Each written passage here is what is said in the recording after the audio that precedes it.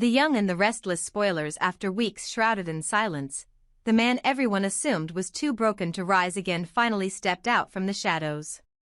Damian, no longer the helpless figure lying unconscious in a hospital bed, had not only survived but had returned with a fire in his eyes and a purpose carved into every breath he took.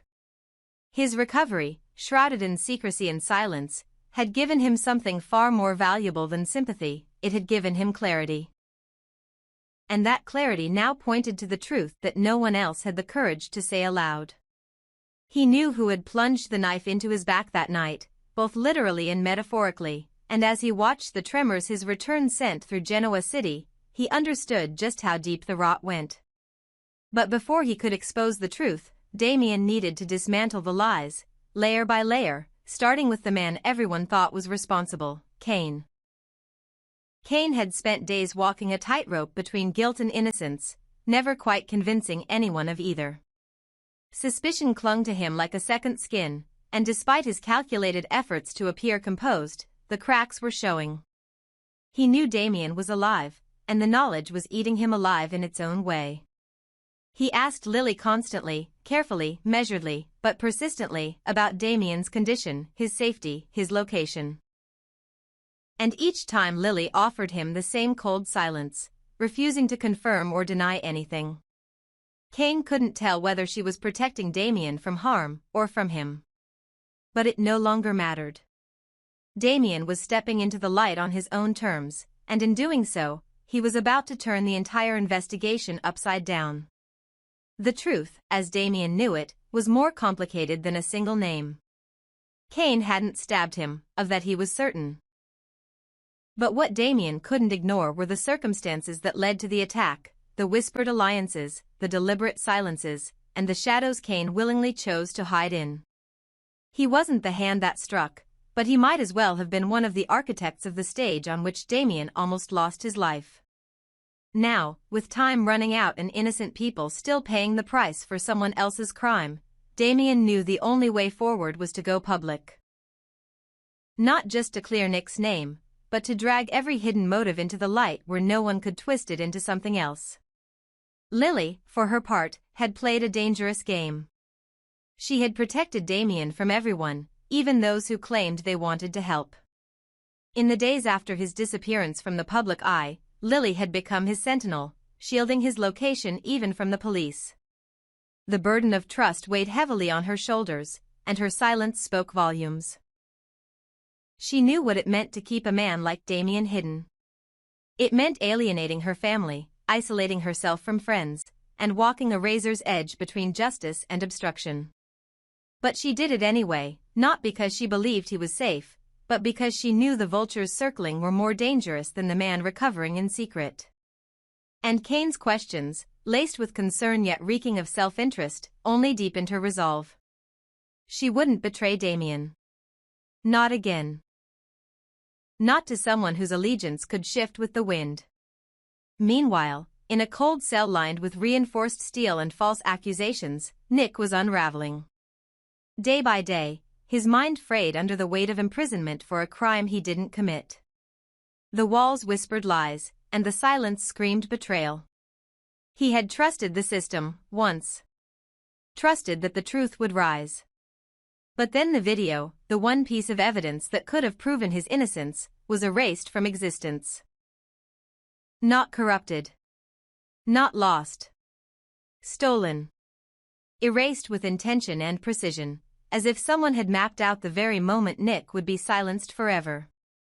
This wasn't negligence. It was sabotage. And Nick, a man who had stood by others even in their darkest hours, was now a prisoner of a narrative crafted to destroy him. No one was coming to save him. Not until today. Because today, Damian had called a press conference. The air in Genoa City trembled with anticipation as the news spread. A public statement. From the man whose supposed silence had buried truth, hope, and justice. Rumors raced faster than facts, but one thing was certain: Damian was about to speak, and he wasn't just addressing reporters. He had invited the police, attorneys, and those who had whispered his name in vain. No one knew what he would say, not even Lily. She hadn't been consulted. Hadn't been warned. And perhaps that was intentional. Damian no longer needed protection. He needed the truth. And sometimes, the truth had to be told without the filter of fear. The press conference unfolded in a storm of camera flashes and murmurs. Damian stood there, not as a victim, not as a broken man, but as someone who had survived the impossible and refused to stay silent any longer. He didn't speak with vengeance, he spoke with facts. He laid out the timeline, the betrayal, the manipulation, and most importantly, the calculated deletion of the video footage that could have cleared Nick. He didn't name the killer directly, but he did what was more dangerous. He invited the audience to follow the trail, breadcrumb by breadcrumb, straight to the one person who had the most to gain from his silence. The person who needed Nick out of the way. The person who had hoped Damian would die before ever speaking again. Every eye in the room widened as the weight of his words settled in. Lily stood in the back, her expression unreadable, torn between pride and dread. Kane stared at the floor, his jaw tight, his fists clenched. He wasn't being blamed, but he wasn't absolved either. And that haunted him more than a direct accusation ever could. Because Damian hadn't just cleared Nick. He had implicated a network. He had shattered a facade that many had worked tirelessly to protect. Outside, the police moved swiftly. Investigators reopened evidence files, newly spurred by Damian's revelations. Forensics teams were dispatched to reanalyze what had been previously dismissed. And quietly, but unmistakably, conversations began about Nick's release. The storm Damian had unleashed was just beginning, and as it roared through the legal system and the media, no one could predict who it would leave standing when it passed. But Damian didn't care about survival anymore. He had already danced on the edge of death and chosen to return. His mission now was to unravel the machine that nearly consumed him. And if that meant tearing down the walls that powerful men had built to hide behind, so be it. He didn't need allies. He didn't need approval. All he needed was the truth. And now that it had begun, no one could stop it. The press conference may have been the beginning of justice, but it also marked the opening of a far more dangerous chapter. With every word Damian had uttered to the public, a thread had unraveled, and in its place rose a new network of risks, some legal, others far more personal and deadly. The relief that followed Nick's potential exoneration was short-lived. Because with truth came exposure. And exposure, in a world that thrived on secrecy and power plays, was often a death sentence in disguise. Damian had stepped forward, yes. He had told the world that he was alive. But in doing so, he had made one critical error: he had placed a target squarely on his back. Whether it was intentional or a side effect of his boldness, Damian's return meant that the individual who had plunged the knife into his body no longer bore the weight of a murder charge. Now, at most, they were guilty of attempted homicide, a far less damning crime in the eyes of the law, particularly when buried beneath a thick layer of plausible deniability and influence. The legal downgrade made everything murkier, more dangerous. The attacker, whoever they were, now had a vested interest in making sure Damian didn't live long enough to testify. Because while their freedom was no longer threatened by the charge of murder, a conviction for attempted murder still loomed. And more importantly, Damian still knew things. Things that hadn't yet been said. Things that could destroy careers, reputations, dynasties. This truth changed everything. It meant the real danger had only just begun. Chance, already halfway across the ocean, had sensed the urgency long before the press conference went live. His instincts told him that the chaos in Nice wasn't over, only reshaping itself into something darker. Upon landing, he wasted no time. He was no longer acting as a casual observer in a European vacation gone awry. Now, he was here in an official capacity, a law enforcement officer crossing borders not just to investigate, but to protect. And his list of priorities had changed. First, ensure Damian's safety. Second, monitor every known associate and rival with a motive.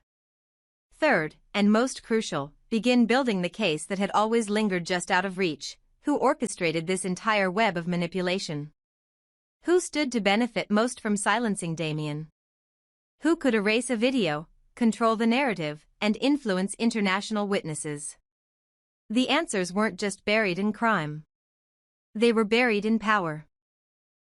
And Kane, like it or not, was rising again to the center of the storm.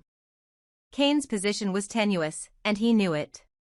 Ever since Damian had named the shadows rather than the culprit, Kane had lived in the liminal space between implication and exoneration. He wasn't the man with blood on his hands, not exactly. But he was someone too close to the action, too calculated in his movements, too invested in silence and misdirection. Every word he'd spoken since the attack had been analyzed, every move he'd made tracked. He wore his innocence like a costume, pressing it out each morning like a perfectly tailored suit, hoping no one noticed the trembling underneath. Chance noticed.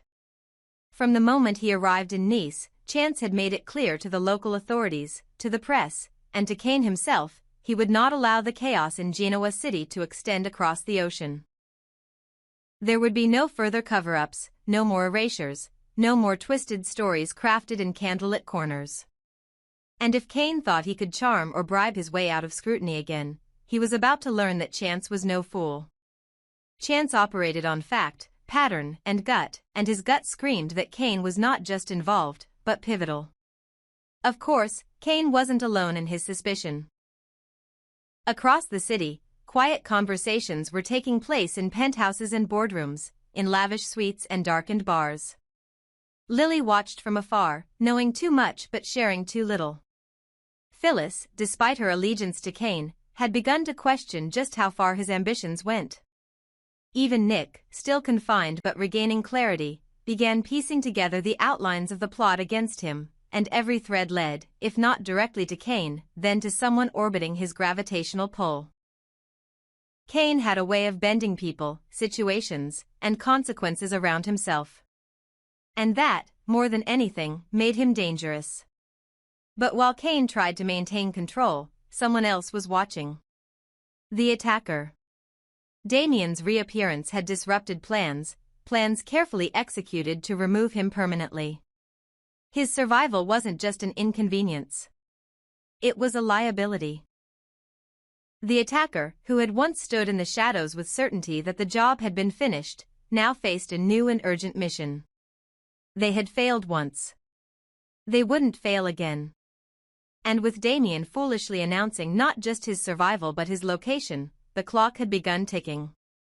Somewhere in Nice, preparations were being made. Weapons assembled. Pathways mapped. The killer had one task: ensure Damian never reached a courtroom. Never reached a jury. Never opened his mouth again. Chance was aware of this, too.